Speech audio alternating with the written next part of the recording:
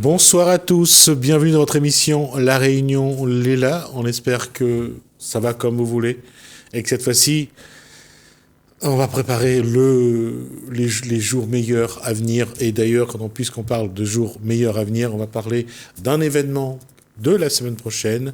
On va en parler dans Cosmo Réunionnais. L'événement, ça sera donc Marine Champignol qui va nous en parler, présidente de Quartier Libre, bonsoir. Bonsoir, Gismi. Et celui qui sera au fourneau pour cet événement, Monsieur Fontaine, comment allez-vous? Ça va bien, Gismi Ramoudou, bonsoir Antoine à tous. Fontaine, donc, qu'on reçoit également. Alors, Antoine Fontaine est là pour quelque chose. C'est lui qui sera donc au fourneau, imaginez-le, avec le bonnet blanc, le tablier et tout ce qui fait qu'on parlera nourriture et alimentation haïtienne. D'abord, on va rappeler cet événement. Marine Champignol. Oui, en fait, c'est un événement qui s'articule autour de la prison Juliette Dodu, bien évidemment.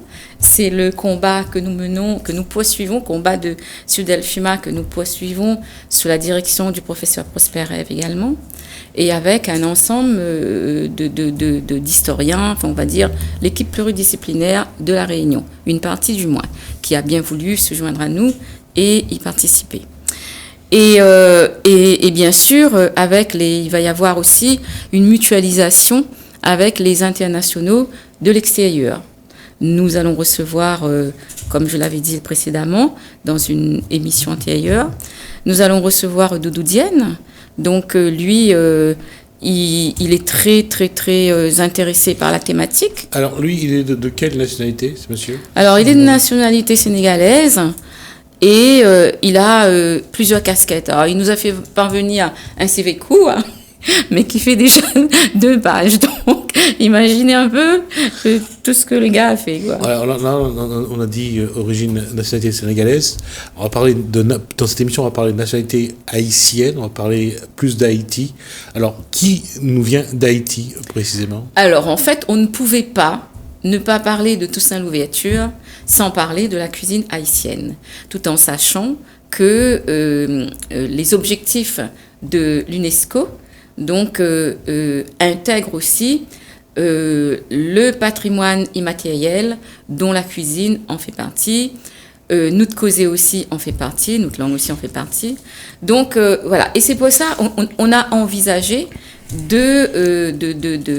d'intégrer des échanges culinaires avec Haïti et la Réunion.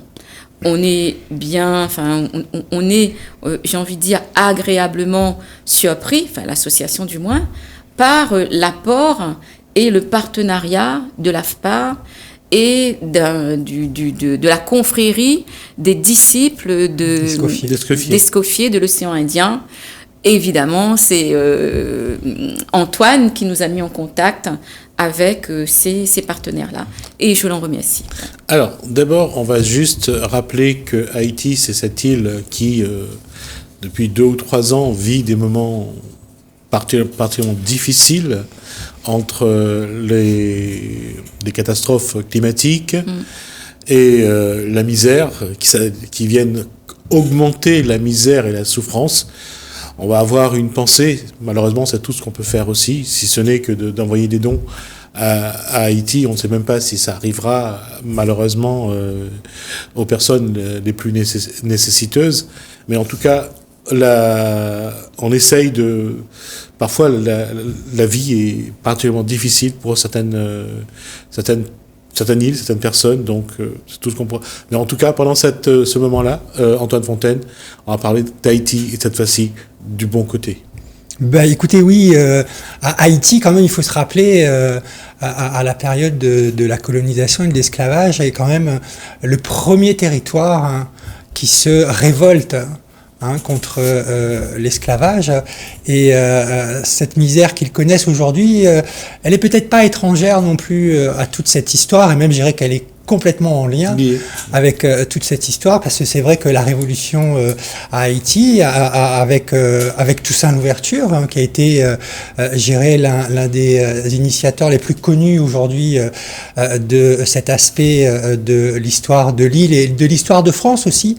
Et donc... oui, parce que je coupe... On t'attendait un moment, parce que c'est quelque chose que nous nous rendons compte aujourd'hui, parce que nous ouvrons un petit peu les pages des livres d'histoire, c'est l'apport des ultramarins dans les différents conflits de la France. Et c'est incroyable de voir comment, que ce soit d'Afrique, des Antilles, du Pacifique, combien les ultramarins ont participé aux batailles menée par la France, et c'est bien de temps en temps de rendre hommage aussi à ceux qui ont permis que la liberté, que la France gagne. Dans une forme de contradiction quand même, malgré tout, parce que c'est vrai qu'à cette période-là, je dirais, la France faisait la promotion de la liberté et des droits de l'homme, tout en mettant en esclavage un certain nombre de territoires. C'est un peu le paradoxe, je dirais, français, que l'on retrouve encore aujourd'hui. C'est un pays qui aime beaucoup s'enorgueillir d'être la patrie des droits de l'homme, mais quand on regarde la réalité concrète de ces droits de l'homme en France même, on peut s'interroger. Mais c'est vrai que ce questionnement vis-à-vis de l'histoire, il est essentiel, il est nécessaire, parce que il nous permet aussi de comprendre, même ici à La Réunion, bien entendu, puisque nous-mêmes, nous avons été au cœur de cette politique coloniale et de l'esclavage qui a été mise en place aussi dans la zone océan Indien. Eh bien, elle permet de comprendre la situation d'aujourd'hui, en fait. Elle permet d'expliquer beaucoup de choses dans la situation d'aujourd'hui. Et c'est vrai que la cuisine, est l'un des facteurs, peut-être l'un des plus positifs, si tant est que on pourrait dire qu'il y a eu quelque chose de positif dans cette sombre page de notre histoire. Et il y a forcément cet échange entre différentes cultures qui se rencontrent, entre la France profonde, entre l'Afrique profonde également, et puis tous ceux venus par ailleurs qu'on a enrôlés de force, qu'il s'agisse de l'Asie en l'occurrence. Et donc forcément, il y a un échange culturel entre ces personnes, et peut-être que je dirais, s'il y a quelque chose d'universel pour le coup, c'est bien cette nécessité que nous avons tous de manger, qui est un besoin fondamental et vital, et donc nous voulons aussi, à travers ce colloque, mettre ces aspects, on va dire peut-être un peu plus légers, et on retrouve finalement pas mal de similitudes avec la cuisine réunionnaise. Juste un petit clin d'œil pour montrer que parfois, même pendant la guerre, on invente une recette. Le veau marengo a été inventé lors d'une bataille. Effectivement, il fallait nourrir le chef. Je vais pas te dire le nom parce que j'ai peur de me tromper, et de l'époque surtout. Et comme le cuisinier a dû composer avec ce qu'il avait, et ce qui a amené donc le veau marengo. Donc pour faire un clin d'œil à ça, en disant que voilà. Parfois, on fait avec, c'est un petit peu comme la tarte tatin. La tarte tatin, on a composé avec, parce qu'on a fait cuire la pâte trop tard, je crois. Oui, voilà, il y a eu, il y a eu en fait une erreur de cuisson, et finalement, voilà. On a eu la tarte tatin. Donc voilà, c'est pour ça. Pas seulement pendant la guerre, il faut croire que parfois, le hasard, si on peut appeler ça le hasard, les concours de circonstances créent de bonnes recettes. Je parlerais même de génie, en fait, au niveau de la cuisine, parce que c'est vrai que dans ces territoires, comme celui de La Réunion d'ailleurs, on a dû se débrouiller avec ce qu'il y avait, et c'est là où on se rend compte de l'inventivité de nos ancêtres, qui ont réussi à exploiter finalement tout ce qui pouvait pousser, et le cuisiner de manière admirable. Le curry poulet sans tomate, ça n'a jamais été une volonté. Hein. Il n'y avait pas de tomate. C'est parce qu'il n'y avait pas de tomate. On a fait le curry poulet.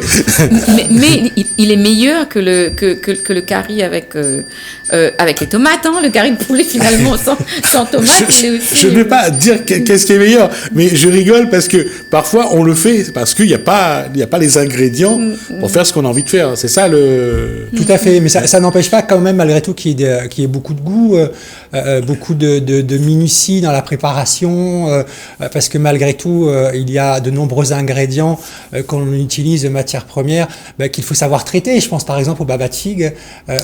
C'est quelque chose qui est délicieux, mais qui est aussi en même temps très long à préparer. Et il fallait vraiment, je dirais, toute cette expérience dont on hérite aujourd'hui finalement pour connaître les recettes que l'on essaye de perpétuer, voire même un petit peu d'actualiser en fonction de l'époque à laquelle nous vivons. Mais la cuisine haïtienne aujourd'hui, pour quelqu'un qui sait cuisiner et qui a montré ses talents en faisant des tartes au bread, Antoine Fontaine. Non, c'est vrai. Non, je sais. C'est vraiment, je veux dire, c'est vraiment faut le féliciter pour ça, quoi, parce que des tartes au bread, ça fait pas longtemps qu'on en fait à La Réunion, quoi. Non, ça fait pas longtemps, et c'est vrai que y a quand même pas mal de similarités, je dirais, dans l'utilisation de beaucoup de légumes. Parce que c'est vrai que la cuisine traditionnelle de La Réunion, pour ce que, en tout cas, moi je considère comme la cuisine traditionnelle, c'est beaucoup de légumes qu'on utilisait et qu'il n'y avait pas forcément autant de viande. Donc c'est vrai que la chef qui va venir dans le cadre de cet échange de saveurs créoles sur Paris, donc qui est d'origine haïtienne, utilise aussi beaucoup de légumes dans ce qu'elle va nous préparer, et donc ce que nous allons faire également, donc en lien, comme l'a dit Marilyn, avec l'AFPAR de Saint-André et la confrérie des disciples d'Escoffier, où nous allons aussi initier les stagiaires qui sont actuellement en formation pour devenir de futurs chefs cuisiniers à ces différents plats. Qu'est-ce que le public qui pourra venir voir ou pourra goûter à quelque chose pourrait s'attendre?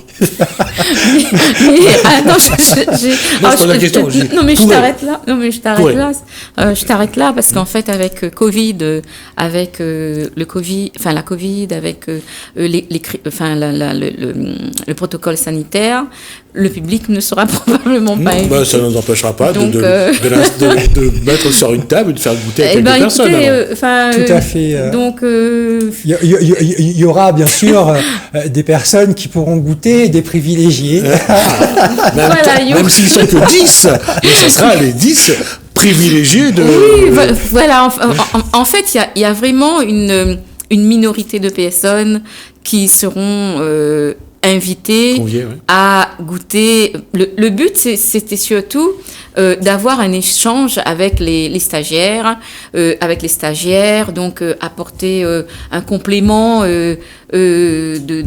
d'informations. Et voilà. Donc c'était plus à ce niveau-là, et aussi faire connaître aux internationaux présents à cette conférence, et notamment La Réunion. Donc amener La Réunion aussi à échanger avec les cuisines d'ailleurs. Donc c'était c'est dans ce cadre-là aussi. Est-ce que vous avez déjà une idée un petit peu des plats que vous allez présenter aux stagiaires?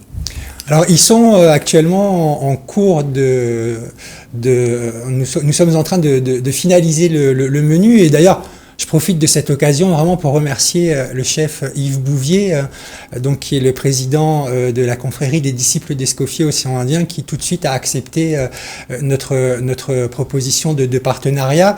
Et puis je voudrais saluer aussi le chef Glamport, qui est le formateur à l'AFPAR, et qui, je dirais, a cette particularité de savoir utiliser l'ensemble de nos produits locaux et de les revisiter tout en conservant un peu cet aspect traditionnel, mais en tout cas de les revisiter. Et c'est vrai qu'il sera beaucoup question, comme nous sommes dans l'Est en plus, d'une part d'utiliser les feuilles de manioc, d'utiliser aussi les légumes de saison, parce que c'est aussi cela, je dirais, la cuisine, c'est savoir utiliser les produits de saison, et pour qu'ils soient dans leur meilleur apport nutritionnel, parce que la nourriture, c'est aussi une question de santé au-delà du plaisir qu'on peut avoir, mais c'est aussi, je dirais, au service de notre santé.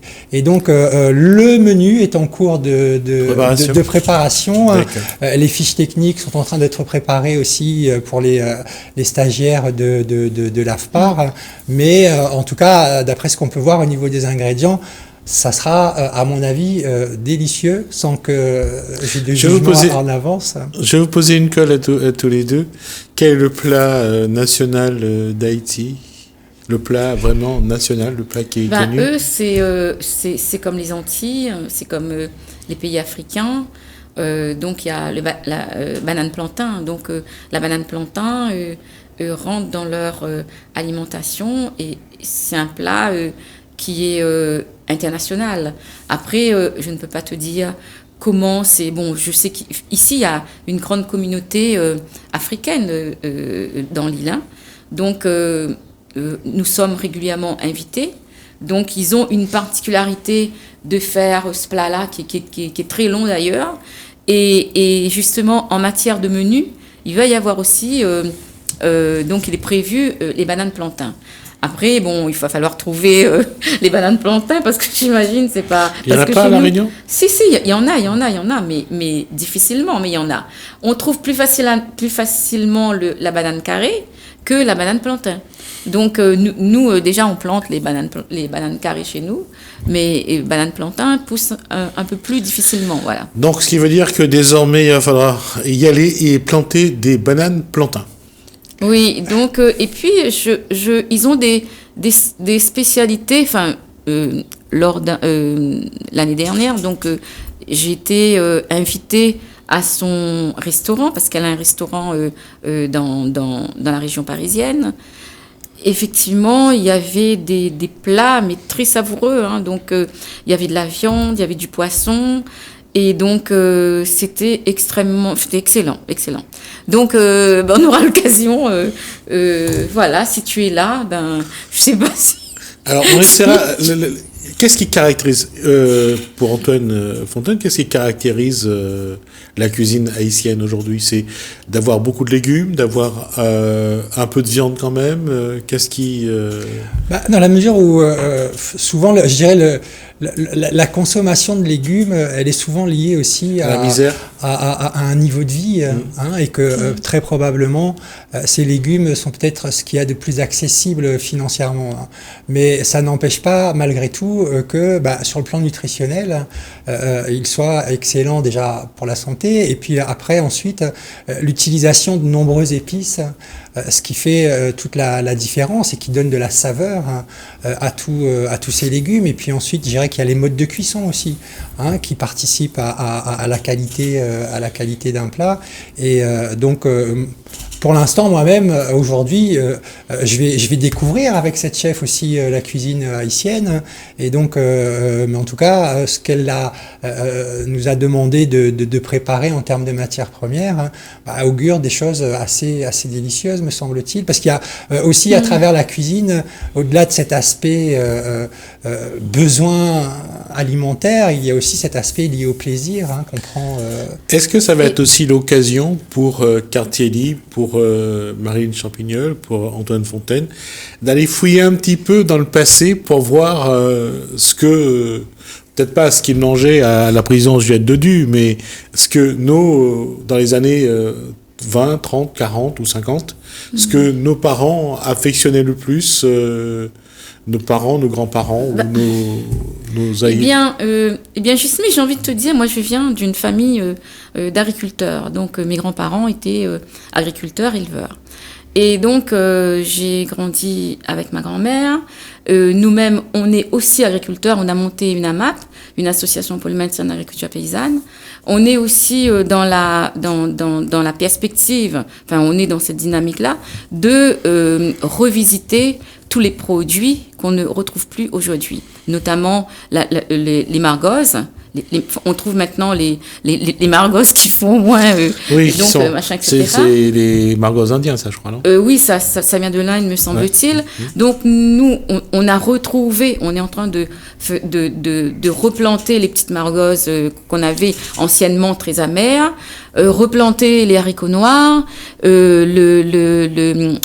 il y a les pipangailles qu'on ne retrouve plus, les patoles, donc on en plante chez nous, patoles, pipangailles, et donc Barbadine. Barbadine, non, on n'a pas planté encore. Non. Mais voilà, on a mis, on a replanté le mambolo, que presque les gens n'aiment plus. Alors, mais nous, on trouve que c'est la texture de la chair est jolie et ferme. Oui, mais on ne sait pas comment consommer le mambolo. Le mambolo, en fait, c'est vrai que dès qu'il est sur l'arbre, on a cette odeur un peu forte qui nous rappelle, voilà, une odeur assez particulière. Mais le mambolo, nous, ce qu'on fait, une fois qu'on l'a cueilli, on l'épluche et puis on met au frigo. Et je t'assure, ça n'a plus l'odeur que les gens, en fait, trouvent un peu repoussant. Oui, c'est un peu fort quand même. Donc, mais une fois qu'il est épluché, il est excellent. Donc, au niveau texture, au niveau goût, oui, c'est un très bon fruit avec des propriétés, etc. Mais après, le mambolo fait partie de la famille des mangoustans. Donc, on a planté aussi les mangoustans. Donc, c'est un fruit normalement qui est de l'Est, mais il y en a de moins en moins maintenant avec l'urbanisation. Ouais. Et donc, nous, on a replanté chez nous. Et c'est vrai qu'on on essaye de replanter tout ce qu'on ne retrouve plus. Parce qu'il y a une demande en matière agricole, donc il y a une demande, mais ce sont des demandes plus au niveau de l'extérieur, c'est-à-dire que les gens vont dire voilà, on aimerait bien les panais, on aimerait bien les betteraves, une sorte de betterave qu'on trouve essentiellement en France hexagonale. Et c'est vrai que dès qu'il y en a un qui plante quelque chose, et tout le monde en fait. Donc actuellement, c'est le yacon. La poire de terre, c'est la poire de terre où on en trouve. C'est envahi en ce moment sur les marchés. C'est comme ça qu'ils ont fait pour faire manger aux Français la pomme de terre. Oui, donc ça marche. Et ensuite, ils se la sont appropriée complètement, cette pomme de terre. Hein. Ouais. Mais c'est vrai que ce premier échange, je dirais, c'est peut-être l'opportunité d'approfondir un peu plus les connaissances et l'histoire de ce patrimoine culinaire, parce que c'est vrai que le goût que nous avons aujourd'hui pour certains ingrédients, par exemple liés essentiellement à l'utilisation de viande animale, il vient de quelque part, notamment le fait d'aimer consommer tout un tas de charcuteries ou de pieds aussi de porc, c'est parce que c'était souvent les morceaux considérés comme moins nobles et que l'on donnait à manger aux esclaves, aux travailleurs engagés, et donc ce qui peut expliquer aussi ce goût que nous avons au XXIe siècle aujourd'hui pour ce genre d'ingrédients. De toute façon, tout ce qui a été pour les pauvres avant, aujourd'hui, ce sont les riches qui les achètent. Oui, parce que c'est devenu des produits de luxe. Voilà. On va s'arrêter à ça.